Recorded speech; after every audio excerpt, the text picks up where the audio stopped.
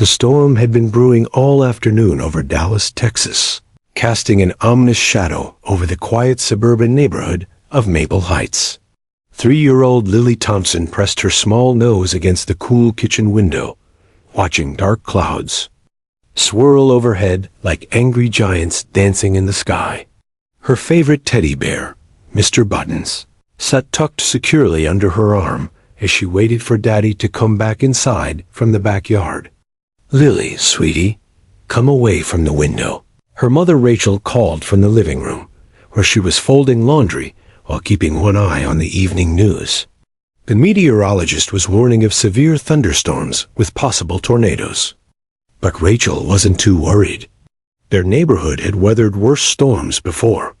Marcus Thompson had been outside for nearly 20 minutes, tinkering with the broken fence gate that had been squeaking for weeks.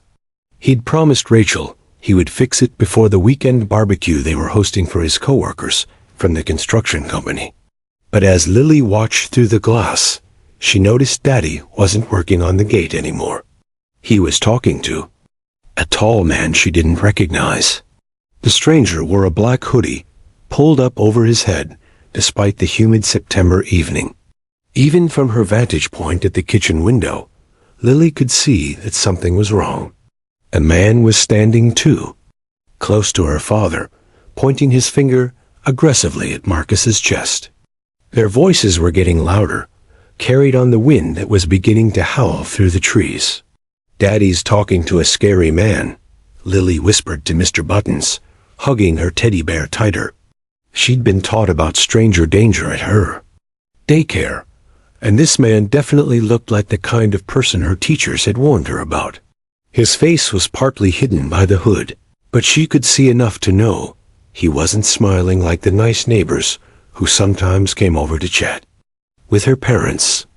Lightning cracked across the darkening sky, illuminating the backyard in stark, terrifying detail. The stranger had grabbed her father's shirt and was shoving him backward toward the old oak tree, where Lily's swing hung motionless in the still air. Marcus raised his hands in a peaceful gesture, trying to calm the situation, but the hooded man seemed to grow more agitated with each word. "Rachel!" Marcus shouted toward the house, his voice strained with an emotion Lily had never heard before. "Fear. Rachel, call." The stranger struck her father across the face with something metallic that glinted in the lightning. Marcus stumbled backward, blood already beginning to stream from a gash above his left eye. Lily's small hands pressed flat against the window glass, her breath fogging up the surface as her heart began to race with terror she was too young to understand. "Where's my money, Marcus?" The stranger's voice carried clearly now, rough and menacing. "You thought you could just disappear? Make me look like a fool in front of my associates? I told you, Vincent, I need more time," Marcus pleaded, wiping blood from his eye. "The construction job fell through, but I'll have your money by next Friday. I swear on my daughter's life." Vincent Cortez pulled back his hood, revealing a face marked by years of violence and crime. A jagged scar ran from his left ear to the corner of his mouth, the result of a knife fight from his younger days. His cold, dark eyes held no mercy as he reached into his jacket and withdrew something that made Marcus step backward in horror. "Time's up, Marcus. You've had 3 months to pay me back, and all I get are excuses and promises." Vincent's voice was deadly calm now, which somehow made it more frightening than when he'd been shouting. $15,000 with interest. That's what you owe. And I'm done waiting. Another lightning flash illuminated the gun in Vincent's hand. Marcus's face went white as he realized this wasn't just another threatening visit. This was the end of the line. Through the kitchen window, 3-year-old Lily watched her father raise his hands higher, begging for his life with words she couldn't quite hear over the rumbling thunder. "Please, Vincent, my little girl is watching through the window. Don't do this in front of her. Take me somewhere else, but don't." Vincent's head snapped toward the house, his predatory gaze finding Lily immediately. Their eyes met through the glass, And in that moment, something changed in both of them forever. Lily saw pure evil staring back at her, while Vincent realized he now had a witness to what he was about to do. "Your little girl, huh?" Vincent's smile was cold and calculating. Maybe she needs to learn what happens to people who cross Vincent Cortez. The gun fired twice in rapid succession, the sound lost in a crash of thunder that shook the entire house. Marcus Thompson crumpled to the ground beside his daughter's swing set, his life bleeding away into the soil of the backyard where he'd pushed Lily on that very swing just hours earlier. Vincent stood over Marcus's body for a moment, then looked back at the kitchen window where Lily remained frozen in terror. He raised the gun and pointed it directly at her, his finger on the trigger. But something stopped him, perhaps the sight of such a small, innocent child, or maybe just the practical knowledge that killing a 3-year-old would bring far more police attention than he wanted. Instead, he mouthed words that Lily would remember in her nightmares for months to come. "I know where you live, little girl. If you tell anyone what you saw, I'll come back for you and your mama." Then he was gone, disappearing into the storm as quickly as he'd appeared, leaving behind only a traumatized child and a father who would never push her on the swing again. Rachel found Marcus 20 minutes later when she came looking for him, concerned about the approaching storm. Her screams shattered the night as she called 911, cradling her husband's head while 3-year-old Lily stood silently at the window, unable to speak, unable to cry, unable to do anything but remember those cold, evil eyes that had stared into her soul. The last word Lily Thompson would speak for the next 6 months was "Daddy," whispered as the ambulance carried away the only man who had ever made her feel completely safe in the world. 6 months had passed since that horrific September night, and the Thompson house on Maple Street had become a tomb of silence. A yellow crime scene tape had long been removed from the backyard, but invisible scars remained everywhere. The swing set where Marcus used to push Lily still swayed in the wind, creaking with haunting memories. Rachel had considered moving, but between the funeral expenses, medical bills, and her reduced work hours to care for Lily, she could barely afford groceries, let alone a new home. 3-year-old Lily sat in the corner of Dr. Amanda Rivera's office, clutching Mr. Buttons so tightly that the teddy bear's fur had begun to mat from her constant grip. The child psychologist had been working with Lily twice a week since October, but progress seemed impossible. The vibrant, chattering little girl who once filled every room with laughter had vanished, replaced by a hollow-eyed child who communicated only through tears and the occasional nod. "Lily, sweetie, can you show me what happened that night using the dolls?" Dr. Rivera asked gently, arranging a set of family figures on the small table between them. She'd tried this approach dozens of times, hoping to unlock whatever Lily had trapped inside her traumatized mind. Lily's blue eyes, so much like her father's, flickered toward the dolls for just a moment before she turned away, pressing her face deeper into Mr. Button's worn fabric. Her small body began to shake, a silent sob racking her tiny frame. It was the same response every time. The moment anything reminded her of that night, she retreated further into her protective shell of silence. Dr. Rivera made another note in her thick file marked Lily Thompson, Selective Mutism PTSD. The folder had grown frustratingly thick over the months, filled with failed attempts and clinical observations. She'd seen trauma-induced mutism before, but never this severe in such a young child. Lily wasn't just refusing to talk about the murder, she'd stopped speaking entirely, except for the occasional whispered no when she was frightened or didn't want to do something. In the waiting room, Rachel Thompson looked like a ghost of her former self, a vibrant 28-year-old woman who used to laugh at Marcus's terrible jokes and dance while cooking dinner, had aged a decade in 6 months. Dark circles ringed her eyes from sleepless nights, spent listening for intruders that never came, jumping at every sound, checking and rechecking the locks on doors and windows. "Mrs. Thompson?" Dr. Rivera emerged from her office with Lily trailing. Silently behind, still clutching the teddy bear. "Could I speak with you for a moment?" Rachel nodded, though her heart sank. She knew that tone. It was the same one she'd heard from every doctor, every therapist, every well-meaning professional who tried to help her daughter. Another failure to add to the growing list. "I've been researching some alternative approaches," Dr. Rivera began carefully, settling into the chair across from Rachel, while Lily curled up on the small couch nearby. "There are cases where children with selective mutism have responded to animal-assisted therapy. Sometimes a non-human presence feels safer to traumatized children." Rachel's first instinct was to reject the idea. They could barely afford the current therapy sessions, and adding another expense seemed impossible. Plus, Lily had never shown much interest in animals. Marcus had promised to get her a puppy for her 4th birthday, but that celebration would never come. "What kind of animal?" Rachel asked, though her voice lacked hope. "Well, there are several options, but I've been reading about some remarkable success stories with therapy dogs. Specifically, dogs trained to work with traumatized children. There's a program through the Dallas Police Department that—" "Police?" Rachel's voice cracked with emotion. "Dr. Rivera, we've been through this. Detective Parker comes by every week with his photos and questions, and Lily just shuts down completely. She's terrified of police officers now. They remind her of that night, of the questions of—" "I understand your concern," Dr. Rivera interrupted gently. "But this would be different.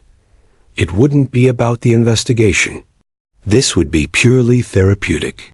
The officer I'm thinking of, Officer Maria Santos, she has a therapy dog named Rex, who's helped children in similar situations. The dog isn't used for police work. He's specifically trained to provide comfort and help children process trauma." Lily's head turned slightly at the mention of a dog, though she quickly looked away when she realized the adults had noticed her interest. It was the first time in weeks that she'd shown any reaction to anything they'd discussed. Dr. Rivera continued, sensing an opening. "Rex has helped 12 children recover from trauma-induced mutism. Children who'd been silent for months, sometimes years, have started speaking again after working with him. The dog provides a non-threatening presence that allows them to feel safe enough to communicate." Rachel studied her daughter's face, looking for any sign of interest or fear. Lily was very still, but she wasn't cowering or crying, which was her usual response to discussions about therapy or police. "How would it work?" Rachel asked hesitantly. "We'd start with very short visits, maybe 15 minutes, just letting Lily get comfortable with Rex's presence. No pressure to speak or interact, just allowing her to observe and decide for herself if she wants to engage. Officer Santos is incredibly patient, and Rex has an almost supernatural ability to sense what children need emotionally." That afternoon, as Rachel drove home through the Dallas traffic, she glanced in her rearview mirror at Lily strapped into her car seat. Her daughter was staring out the window with that same vacant expression she'd worn for months, but something felt different. There was a spark of something curiosity, maybe, or hope that hadn't been there in weeks. At home, Rachel found herself researching therapy dogs on her laptop while Lily played quietly with her blocks in the living room. Article after article described miraculous breakthroughs. Children who'd been silent for years suddenly speaking. To furry therapists who asked nothing of them except their presence. One story particularly caught her attention. A 5-year-old boy in Houston had witnessed his grandmother's murder and hadn't spoken for 8 months. After 3 weeks with a golden retriever named Buddy, he'd not only started talking again, but had provided crucial information that helped solve the case. As Rachel read, she noticed Lily had abandoned her blocks and was standing beside her chair, staring at the computer screen. On the monitor was a photo of a beautiful golden retriever, wearing a red therapy vest, sitting patiently beside a young girl who was whispering something in his ear. For the first time since that terrible night, Lily reached out and touched something.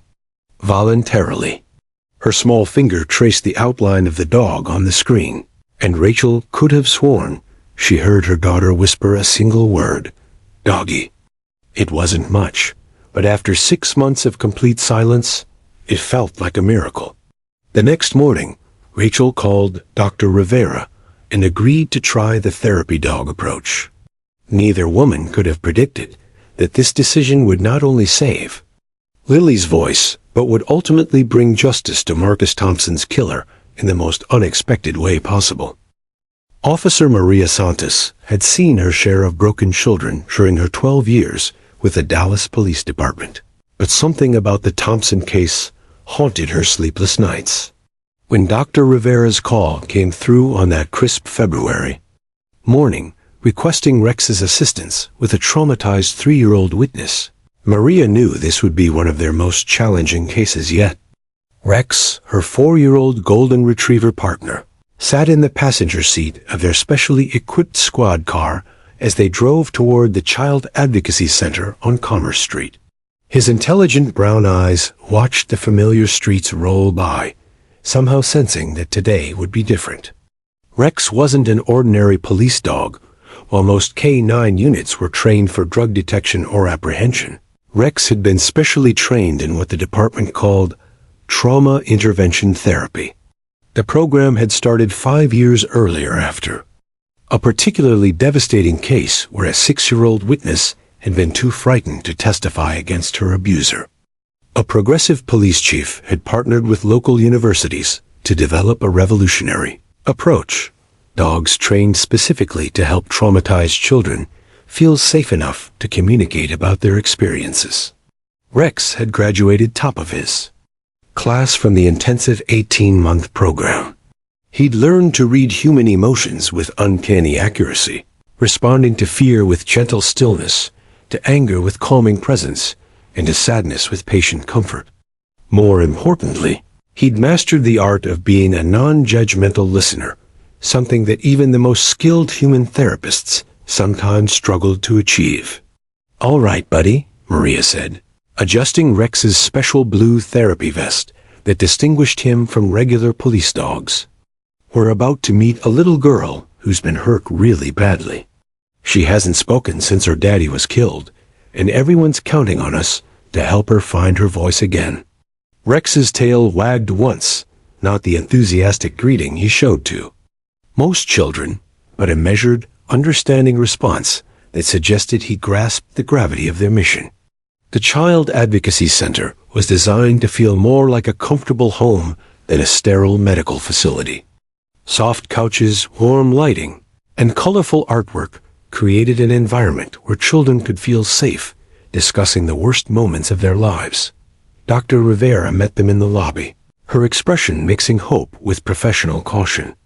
"I should warn you," Dr. Rivera said as they walked down the hallway.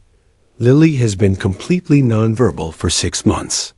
She communicates only through gestures and the occasional nod. She's extremely withdrawn and startles easily at any sudden movements or loud noises." Maria nodded, having heard similar descriptions before. Rex is trained for exactly this type of situation. He'll let Lily set the pace entirely. We won't push for any interaction. We'll just let her observe and decide for herself if she wants to engage. They entered a spacious room decorated like a living room, with toys scattered across a soft carpet and books lining low shelves. Rachel Thompson sat nervously on a cream-colored sofa, while Lily huddled in the corner, Mr. Buttons pressed tightly against her chest. The little girl looked even smaller than her 3 years. Her once bright blonde hair, now dull and tangled, her clothes hanging loose on her shrinking frame. "Lily, sweetie," Dr. Rivera said softly, "I'd like you to meet some special friends. This is Officer Santos, and this is Rex." Lily's eyes darted toward the newcomers, then immediately looked away when she saw Maria's police uniform. Her breathing quickened, and she pressed herself further into the corner. Rachel started to stand, ready to comfort her daughter, but Dr. Rivera held up a gentle hand, signaling her to wait. Rex, however, seemed to understand the situation instinctively. Instead of approaching Lily directly, he walked to the center of the room and simply lay down, resting his golden head on his paws. He made no attempt to look at Lily, no movement toward her, nothing that could be perceived as threatening. He simply existed in her space, radiating calm acceptance. For 10 minutes, nothing happened.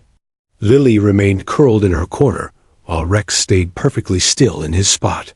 Maria and Dr. Rivera exchanged quiet conversation about the weather and other neutral topics, creating a peaceful atmosphere without any focus on Lily or expectations for her behavior. Then, almost imperceptibly, something shifted. Lily's death grip on Mr. Buttons loosened slightly. Her eyes began to drift toward Rex, studying his peaceful form with cautious curiosity. The dog's fur was the color of autumn sunshine, and his rhythmic breathing created a hypnotic sense of safety in the room. Rex seemed to sense her growing interest without even looking in her direction. His tail gave the slightest wag, just a gentle movement that suggested friendliness without demanding attention. It was a masterful display of canine emotional intelligence, honed through years of training and natural empathy. After another 5 minutes, Lily made her first voluntary movement in months. Still clutching Mr. Buttons, she scooted forward, just a few inches, reducing the distance between herself and the golden dog. Rex's ears perked up slightly, acknowledging her movement, but he remained otherwise motionless. "He's very gentle," Maria said quietly, not looking directly at Lily, but speaking to the room in general. "Rex loves children, and he's very good at listening to secrets. Some kids tell him things they can't tell anyone else." Lily's head tilted slightly at this information. The concept of secrets seemed to resonate with her after all. She was carrying the biggest, most terrifying secret a 3-year-old could imagine. Another 10 minutes passed before the breakthrough moment arrived. Rex, still lying peacefully in the center of the room, let out a soft sigh not of boredom or impatience, but of contentment.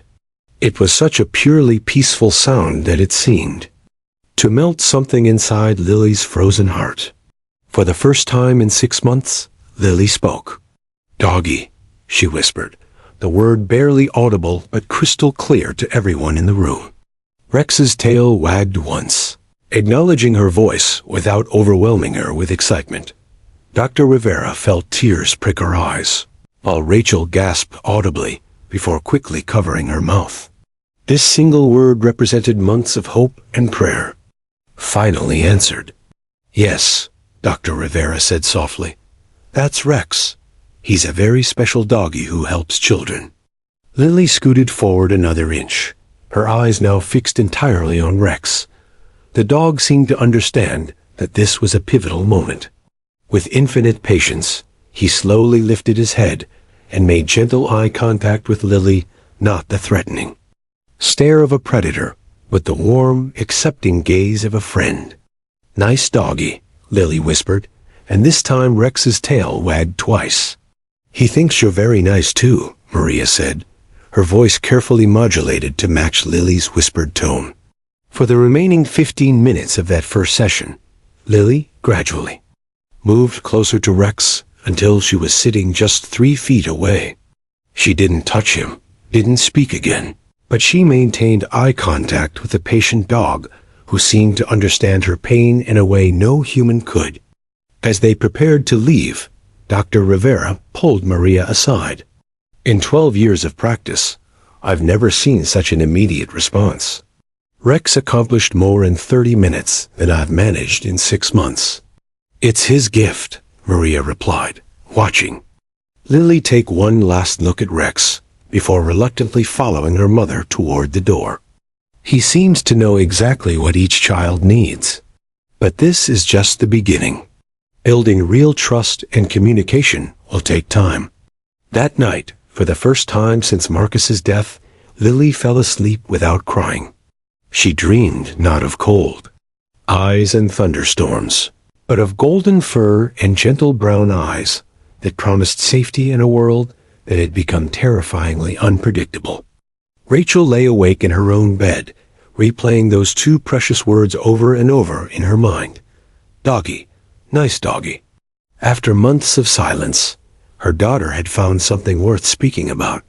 It wasn't much, but it was hope, the first real hope she'd felt since that September night when their lives had shattered like glass in a storm.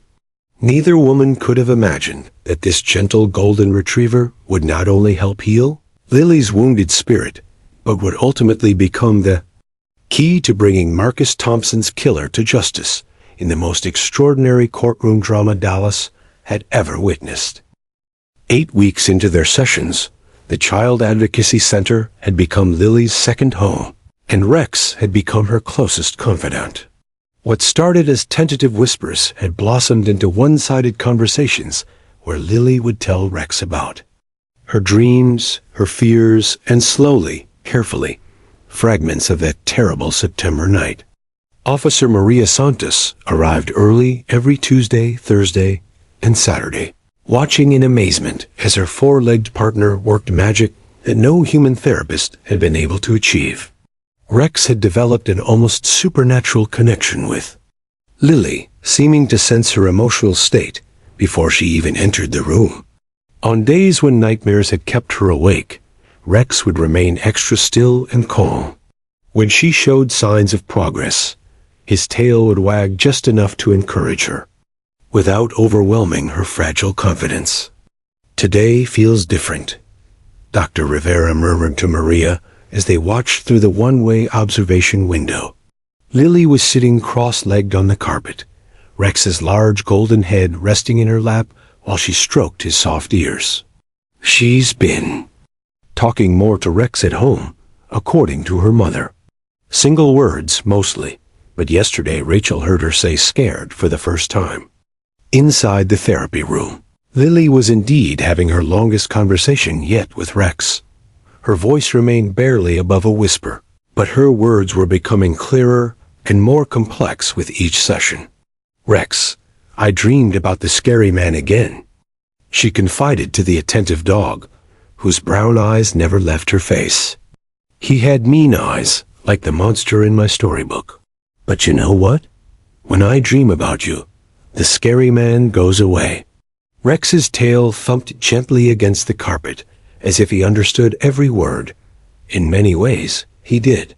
His training had taught him to recognize the subtle changes in a child's voice, breathing, and body language that indicated emotional breakthroughs or setbacks.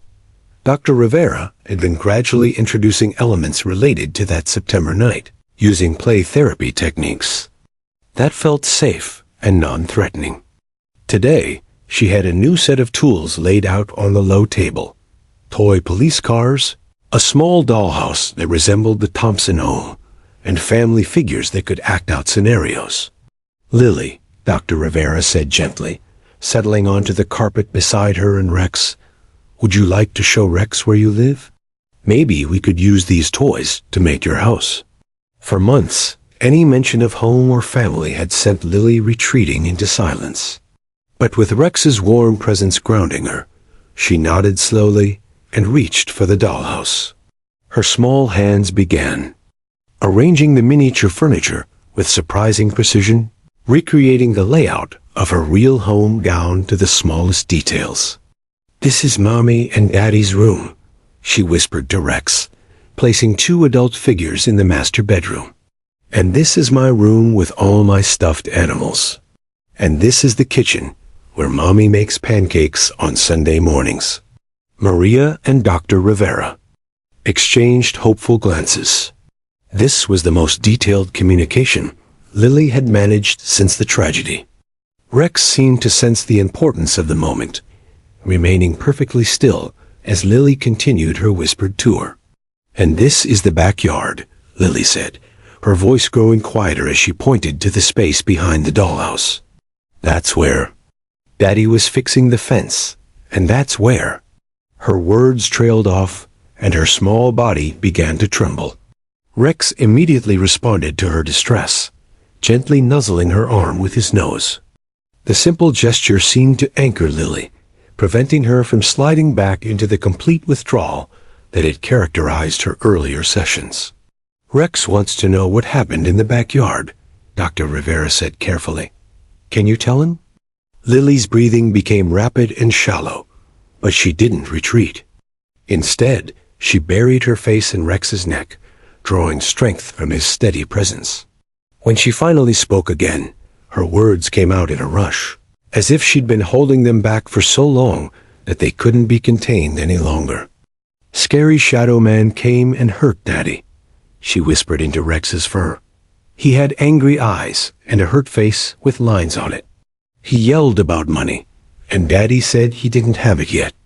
Then there was a loud noise like thunder, but it wasn't thunder because there was no rain yet." Dr. Rivera's pulse quickened. This was the most detailed account Lily had ever given about that night. She caught Maria's eye and saw the same excitement reflected there. Rex remained completely motionless, allowing Lily to continue at her own pace. "The Shadow Man saw me watching," Lily continued, her voice breaking slightly. "He looked right at me with his mean eyes and pointed something at the window. I was so scared, Rex. I thought he was going to hurt me too, like he hurt Daddy." Maria felt her heart breaking for this brave little girl who had been carrying such a terrible secret. At the same time, her police instincts were firing on all cylinders. Lily's description of the hurt face with lines suggested distinctive scars, or markings that could help identify the killer. "Did the Shadow Man say anything to you?" Dr. Rivera asked gently. Lily nodded against Rex's neck. "He moved his mouth like he was talking, but I couldn't hear because of the window. But his face was very angry, like he was saying mean things." Rex seemed to sense that Lily was approaching her emotional limit. Without any prompting from Maria, he gently shifted position, encouraging Lily to sit back while keeping his head close enough for comfort. His intuitive understanding of trauma responses never failed to amaze the humans who worked with him. "Rex thinks you're very brave for telling him about that scary night," Maria said softly. "Not many little girls would be strong enough to remember those things and share them with a friend." For the first time since beginning therapy, Lily smiled. It was small and fleeting, but it transformed her entire face, offering a glimpse of the joyful child she had been before tragedy stole her voice. "Can Rex come to my house sometime?" Lily asked, the question surprising everyone. She had never shown interest in extending their relationship beyond the therapy room. "We'll have to ask your mommy," Dr. Rivera replied, "but I think Rex would love to see where you live." As the session ended, Lily did something that shocked everyone present. She leaned forward and placed a gentle kiss on top of Rex's head, whispering, "Thank you for listening to my scary secrets, Rex. You're the best doggy in the whole world." Rex's tail wagged enthusiastically for the first time during any of their sessions, and his eyes seemed to sparkle with understanding. He had not only helped Lily find her voice again, he had become her pathway back to the world of the living. Later that afternoon, Maria called Detective Parker with an update that would reignite the cold case investigation. "Jim, you need to know that our witness is finally talking, and what she's telling us about the killer. We need to take another look at those suspect photos." Lily's description is incredibly detailed, especially about facial scarring. "I think we might finally have our breakthrough." Detective Parker hung up the phone with renewed energy. After 6 months of dead ends and false leads, Rex had accomplished what seemed impossible. He had unlocked the key witness who could finally bring Marcus Thompson's killer to justice. Detective James Parker stared at the mugshot on his computer screen, his coffee growing cold as pieces of a 6-month-old puzzle finally clicked into place. Vincent Cortez, age 34, had a rap sheet longer than a grocery list and a distinctive scar running from his left ear to his mouth, exactly matching Lily's description of the shadow man with lines on his face. The loan shark had been questioned briefly after Marcus's death, but released when no evidence connected him to the scene. Now, with Lily's breakthrough testimony to Rex, everything had changed. "We've got him," Parker muttered, printing out Cortez's file. The man had recently been arrested in Houston for assault, and his red Ford pickup truck had been impounded with a broken left taillight. Another detail Lily had mentioned to Rex during their sessions. But having a suspect and proving murder were two entirely different challenges, especially when your star witness was a 3-year-old who would only talk to a dog. District Attorney Rebecca Martinez nearly choked on her morning latte when Detective Parker laid out the situation in her downtown office. The walls were lined with law books and framed photos of Martinez's impressive conviction record, but nothing in her 15-year career had prepared her for this request. "Let me understand this correctly," Martinez said, setting down her cup. With deliberate precision, "You want me to prosecute a murder case where our only witness is a traumatized toddler who communicates exclusively with a therapy dog. And you expect me to somehow get a judge to allow said dog to accompany her during testimony?" "That's exactly what I'm asking," Parker replied firmly. "Lily's testimony is rock solid when she's with Rex. She's provided details about the killer that only an eyewitness could know. Without her testimony, Cortez walks free." Martinez leaned back in her leather chair, her mind racing through the legal precedents, or rather, the complete lack thereof. "Jim, no court in Texas has ever allowed an animal to be present during witness testimony. The defense will argue it's prejudicial, that a cute dog will unfairly influence the jury. They'll claim it violates their client's right to a fair trial. Then we set a new precedent," Parker said. "This little girl watched her father get murdered, and she's been living in hell for 6 months because she couldn't tell anyone what she saw." Rex gave her back her voice. "If we abandon her now, we're not just losing a case, we're destroying a child who's finally starting to heal." Word of the unusual case quickly spread through the Dallas legal community like wildfire. Defense attorneys called it a publicity stunt, while prosecutors debated whether it was innovative justice or legal suicide. The media caught wind of the story within days, dubbing it the Rex trial, and turning little Lily into a reluctant symbol of children's rights in the courtroom. Judge Patricia Harrison, a 58-year-old former prosecutor known for her creative approaches to complex cases, found herself at the center of a legal storm. Her chambers filled with briefs from both sides, legal scholars offering opinions, and child advocacy groups pleading for accommodation. The Texas Bar Association issued a statement expressing concern about the precedent, while the National Center for Missing Children applauded the innovative approach. "Your Honor," argued defense attorney Michael Brennan during the heated preliminary hearing, "allowing a therapy dog in court is essentially asking the jury to make decisions based on emotion rather than evidence. How can my client receive a fair trial when the prosecution's star witness is accompanied by an animal specifically designed to evoke sympathy?" Martinez fired back immediately. "Your Honor, we're not asking for sympathy.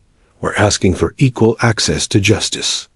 This child has a disability caused by trauma, and Rex is her accommodation, no different than a hearing aid for a deaf witness or a wheelchair ramp for someone with mobility issues." Dr. Rivera took the stand to explain Lily's condition, her voice steady despite the magnitude of the moment. "Selective mutism following severe trauma is a recognized psychological condition. Lily literally cannot speak about the events without Rex present. Denying her this accommodation is denying her the right to be heard entirely." The courtroom was packed with reporters, legal observers, and child advocates. Outside, protesters held signs reading "Justice for Lily" and "Children's Voices Matter." The story had captured national attention, with legal experts on television debating whether this case would revolutionize courtroom procedures or create dangerous precedents.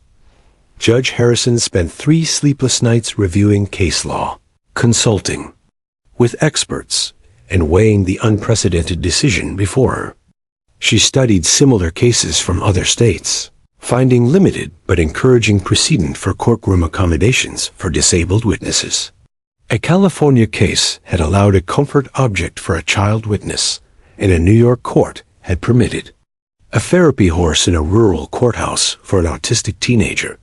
The breakthrough came when Judge Harrison reviewed videotapes of Lily's therapy sessions with Rex, watching the transformation from a silent, terrified child to one who could articulate complex memories was undeniable proof of the dog's therapeutic necessity. On a gray March morning, Judge Harrison delivered her historic ruling to a packed courtroom. The law requires that we make reasonable accommodations for witnesses with disabilities. This court finds that Lily Thompson's selective mutism, caused by witnessing her father's murder, constitutes a disability that prevents her from testifying. Without the presence of her therapy dog, the judge's voice grew stronger as she continued. Rex is not a prop or a sympathy device. He is a medically necessary accommodation that allows this child to access her constitutional right to be heard. The court will allow Rex to accompany Miss Thompson during her testimony, with strict guidelines to ensure fairness for all parties.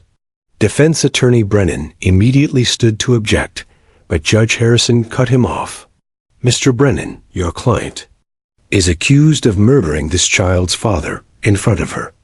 The least we can do is ensure she has the support she needs to tell her story. The courtroom erupted in applause before the judge's gavel restored order. Martinez felt a surge of triumph mixed with terror. She'd won the right to an unprecedented testimony setup, but now she had to prove that a 3-year-old's words to a dog could convict a killer. That evening, Maria called Detective Parker with updates on their preparation. Rex has been visiting Lily at home now, and she started telling him details about that night that she's never shared before. Parker, some of the things she's remembering. They're going to blow this case wide open. What kind of details? Parker asked, grabbing his notepad. She remembers the exact words Cortez said to her father. She remembers seeing a gun. And most importantly, she remembers something that happened after her father was shot, something that could prove premeditation. Parker felt his pulse quicken. After 6 months of frustration and dead ends, they were finally building a case that could put Marcus Thompson's killer behind bars for life. All thanks to a traumatized little girl and a golden retriever who had given her back her voice. The trial was set to begin in 2 weeks, and the entire nation would be watching to see if justice could truly be served by the most unlikely partnership in legal history. The practice sessions at the Child Advocacy Center had transformed into something resembling a dress rehearsal for the most unusual courtroom testimony in Texas legal history. 2 weeks before the trial, Dr. Rivera had converted the largest therapy room into a mock courtroom, complete with a judge's bench, witness stand, and jury box made from rearranged furniture.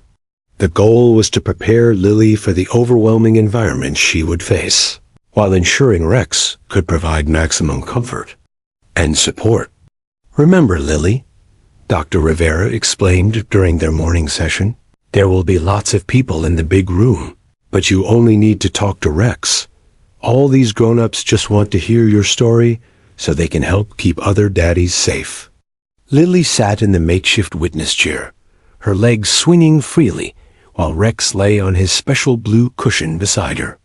She had grown tremendously over the past 2 months, not just in her ability to communicate, but in her understanding of why her testimony mattered.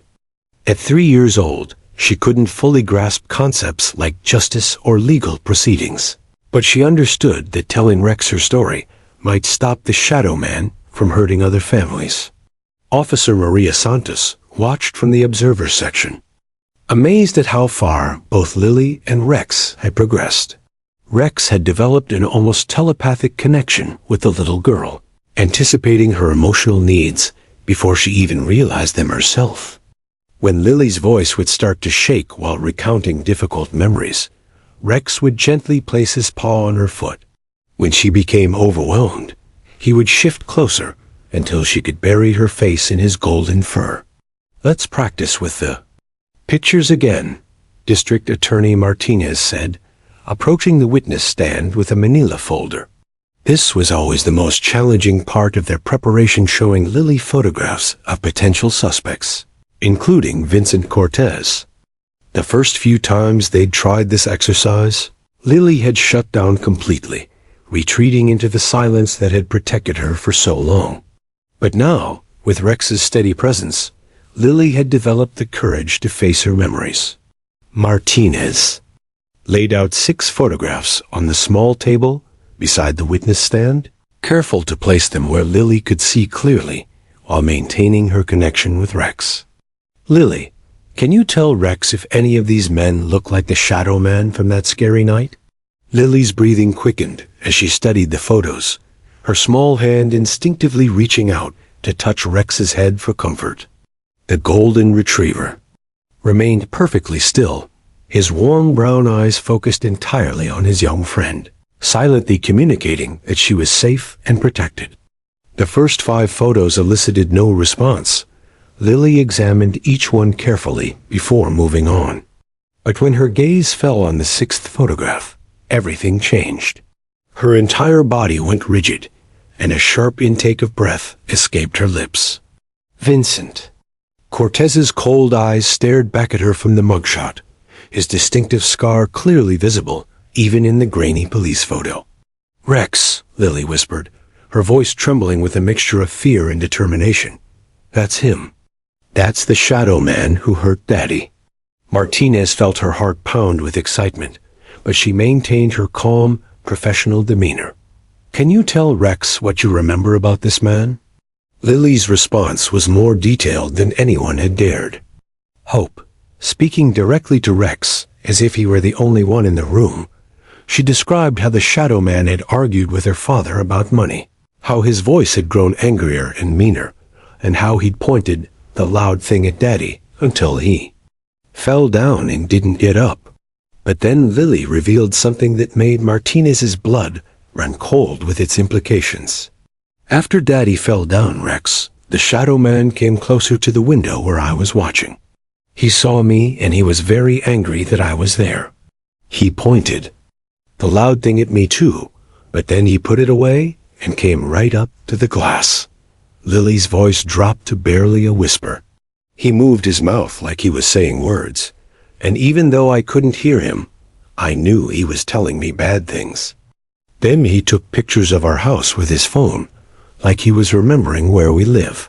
Dr. Rivera and Martinez exchanged significant looks.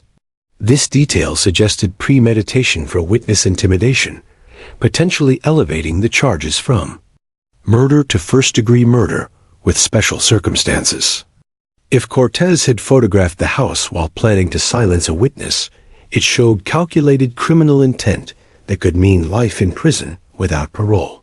"Is there anything else you remember about that night?" Martinez asked carefully. Lily nodded, still addressing Rex rather than the humans in the room. "When the Shadow Man was leaving, he dropped something by Daddy's car. Something shiny. I wanted to tell the police when they came, but I was too scared that the Shadow Man would come back and hurt Mommy too." Detective Parker, who had been observing from the back of the room, felt his pulse spike. They had searched the crime scene extensively, but had focused primarily on the backyard where Marcus's body was found. If Cortez had dropped evidence near the victim's car in the driveway, it might still be recoverable after all these months.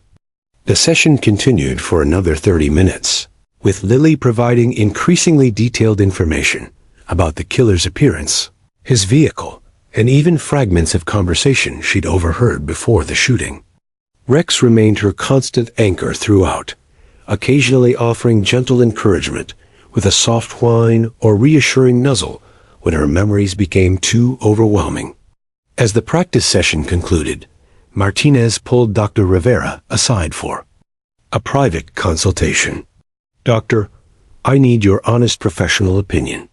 When we get into that courtroom with cameras, packed galleries, and Vincent Cortez sitting 20 feet away from Lily, will Rex be able to keep her calm enough to repeat what she just told us? Dr. Rivera considered the question carefully. Rebecca, I've been working with traumatized children for 15 years, and I've never seen a therapeutic bond like the one between Lily and Rex.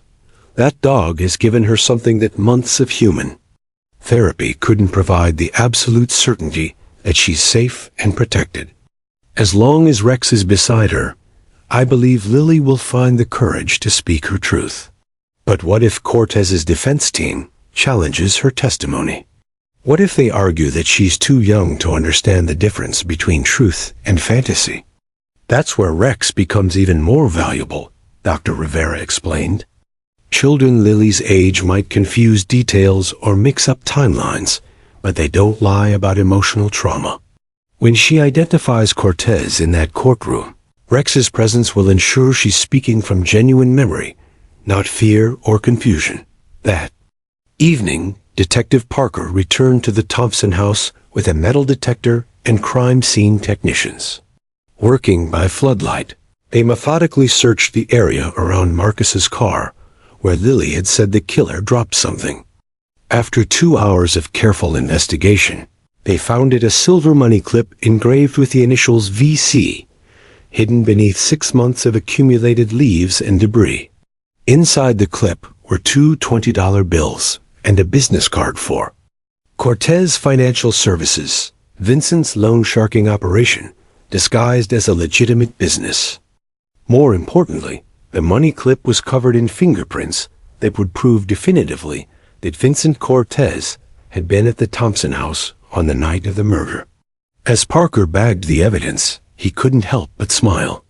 A 3-year-old girl and a golden retriever had just provided the final piece of evidence needed to ensure Marcus Thompson's killer would never hurt another family.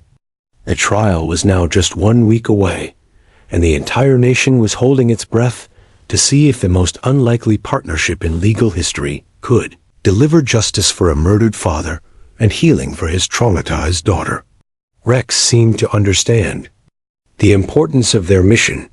During their final practice session, he looked directly into Lily's eyes and somehow communicated that he would be with her every step of the way, no matter how scary the big courtroom became. Justice was finally within reach, and it had 4 paws and a golden coat.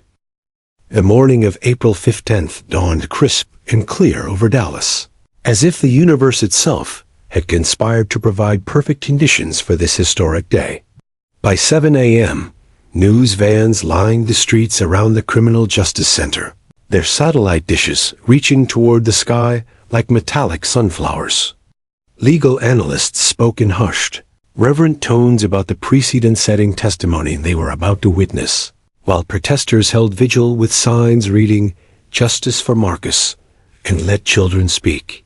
Inside courtroom 3A, Judge Patricia Harrison surveyed the packed gallery with a mixture of pride and apprehension.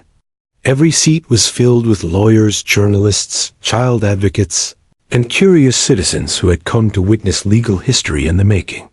The jury box held 12 carefully selected individuals who had sworn they could fairly evaluate testimony from a 3-year-old witness accompanied by a therapy dog.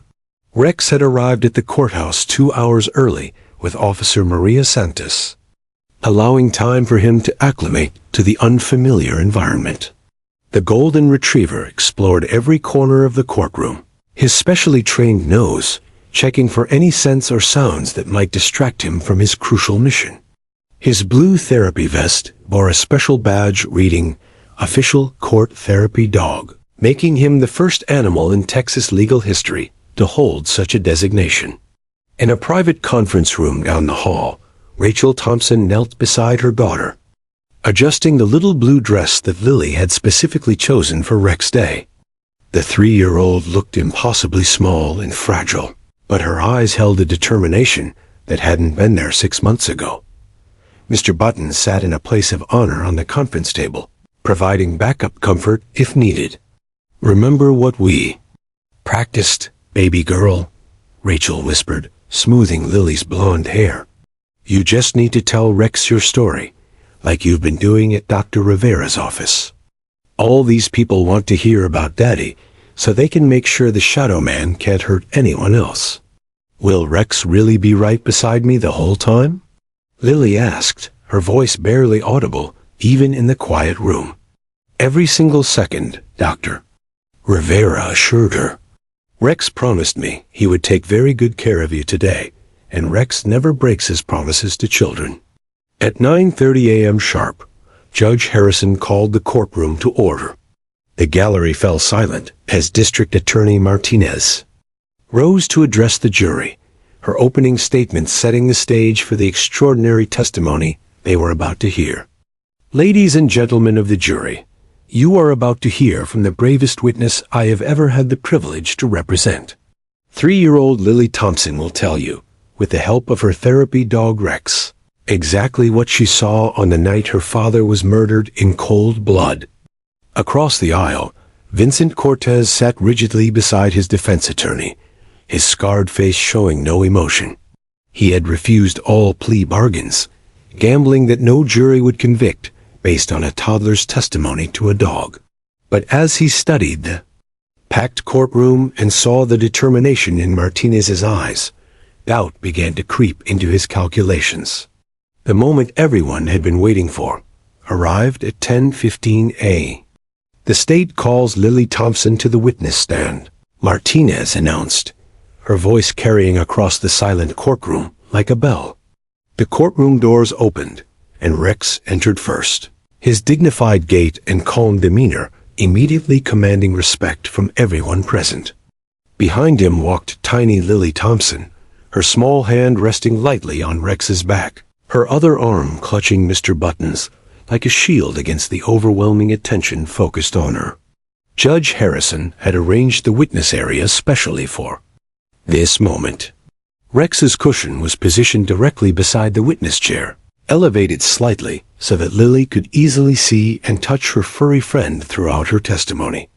A small step stool allowed her to climb into the chair independently, maintaining her dignity despite her size. As Lily settled into the witness chair, Rex immediately positioned himself so she could rest her hand on his head. The courtroom remained absolutely silent, every person present understanding they were witnessing something unprecedented and profound. "Good morning, Lily," Judge Harrison said warmly. "Is this your friend Rex?" "Yes," Lily whispered, her voice so quiet that the court reporter had to lean forward to catch her words. "Rex is my best friend who listens to all my secrets." Martinez approached the witness stand carefully, holding a folder containing the photographs that would either make or break their case. "Lily, can you tell Rex about the night when something bad happened to your daddy?" For a moment, the only sound in the courtroom was the gentle whir of the air conditioning system.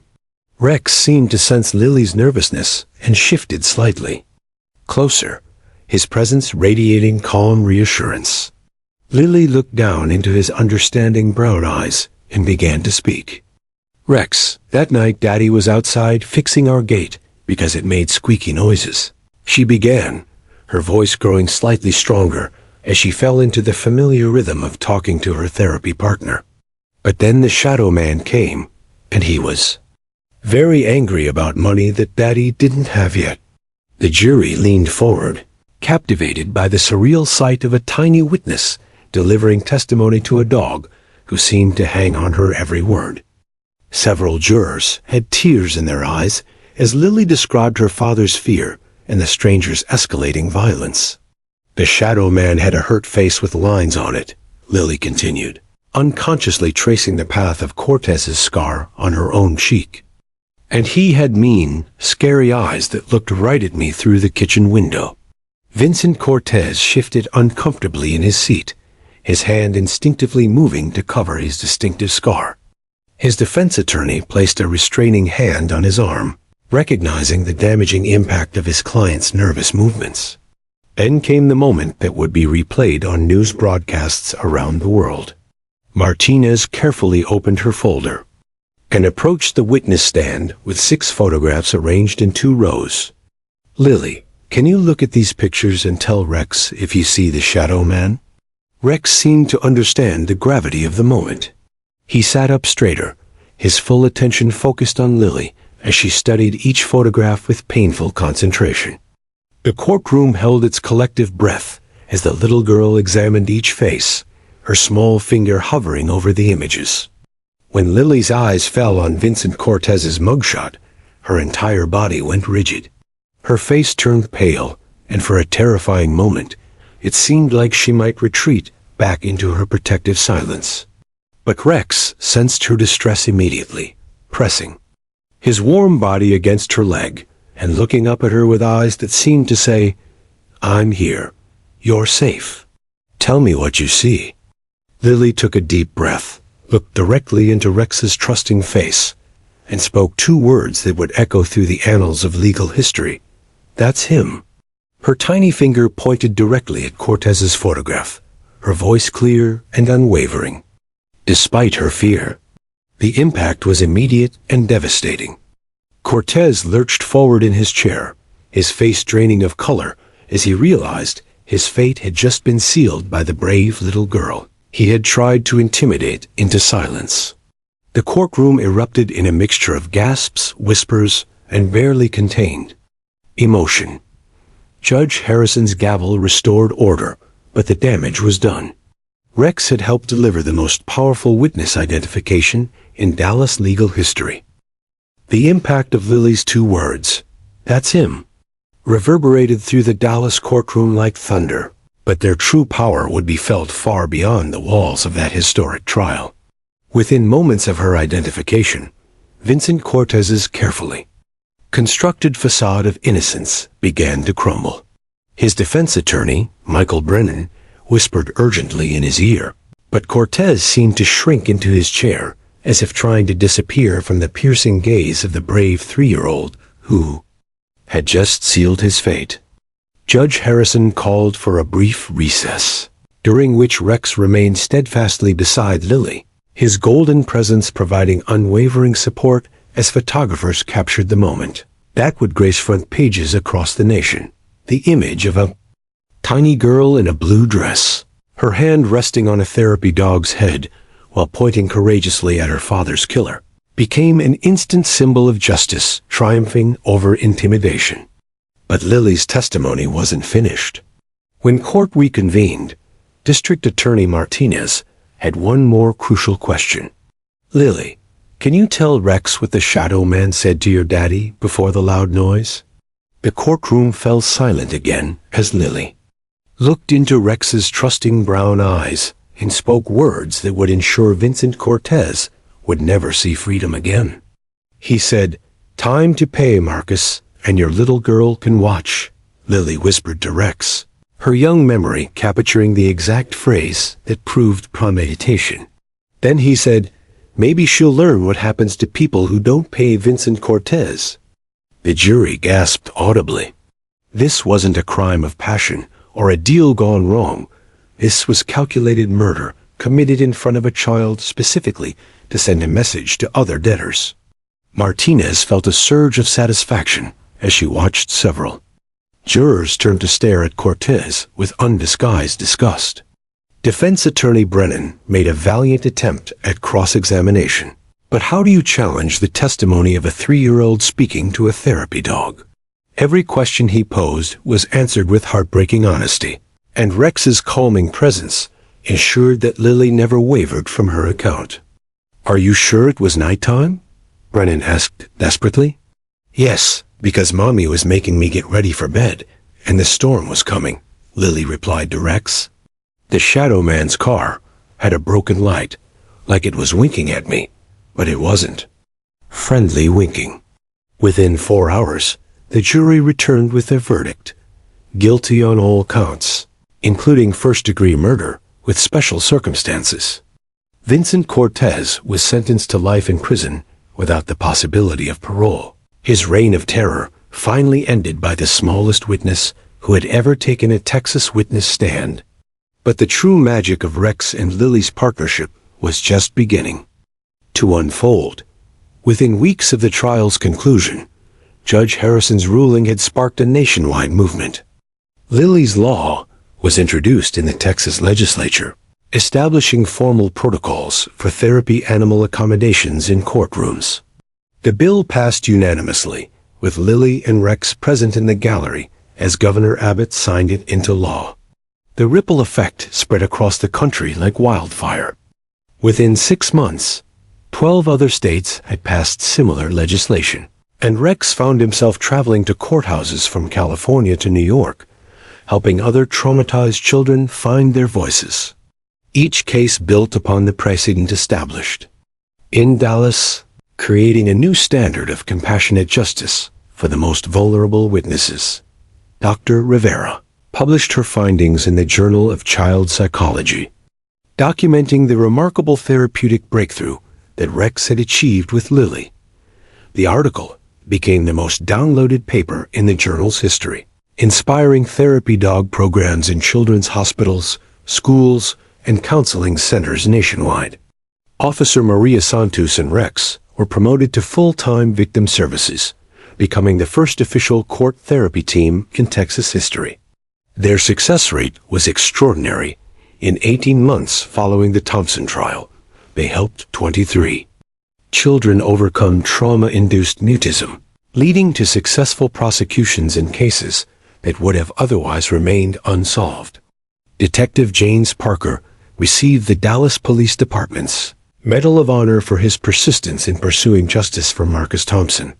But he insisted that the real heroes were a little girl braver than any cop I've ever known, and a dog who understood that sometimes the most important police work happens one gentle paw at a time. The most remarkable transformation, however, occurred in the Thompson household itself. Lily's voice, once freed by Rex's friendship, grew stronger. Every day, she began attending preschool again, making friends, and slowly reclaiming the childhood that trauma had stolen from her. But her special bond with Rex remained unbreakable every Saturday. She and Rachel would visit the police station, where Lily would read stories to Rex and tell him about her week. "Rex," she would say during these visits, "I helped another little girl find her voice yesterday. Dr. Rivera says you taught me how to be brave, so now I'm teaching other kids too." Rachel had started volunteering with the Victims' Rights Organization, sharing her family's story to help other parents navigate the complex intersection of trauma and criminal justice. She often spoke about the miraculous healing power of Rex's unconditional acceptance, and how one dog's love had restored her daughter's faith in a world that had seemed entirely unsafe. 2 years after that September night that changed everything, 5-year-old Lily Thompson stood before a packed auditorium at the National Conference on Children's Rights. Rex sat proudly beside her as she addressed an audience of judges, lawyers, and child advocates from across the country. "My name is Lily Thompson, and this is my best friend Rex," she began, her voice now clear and confident. "When I was little and very scared, Rex taught me that it's okay to tell the truth, even when the truth is scary. He showed me that good dogs and good people will always protect children who need help." The audience erupted in thunderous applause as Lily continued. "My daddy can't come back, but because Rex helped me be brave, the shadow man can never hurt another daddy or scare another little girl. That's what Rex calls justice, and it's the most important word I know." As flashbulbs popped and cameras rolled, Rex looked up at his young friend with unmistakable pride. Together, they had not only brought a killer to justice, but had revolutionized how the American legal system approaches child witnesses.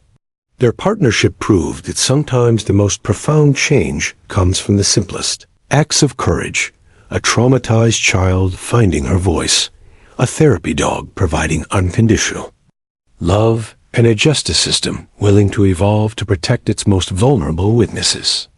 Vincent Cortez would spend the rest of his life behind bars, But Lily Thompson would spend hers showing other children that even in the darkest moments, hope can arrive on four paws and a gentle heart full of infinite patience and love. The case. Files were closed, but the legacy of their partnership would echo through courtrooms for generations, ensuring that no child would ever again be silenced by trauma when justice demanded their voice be heard.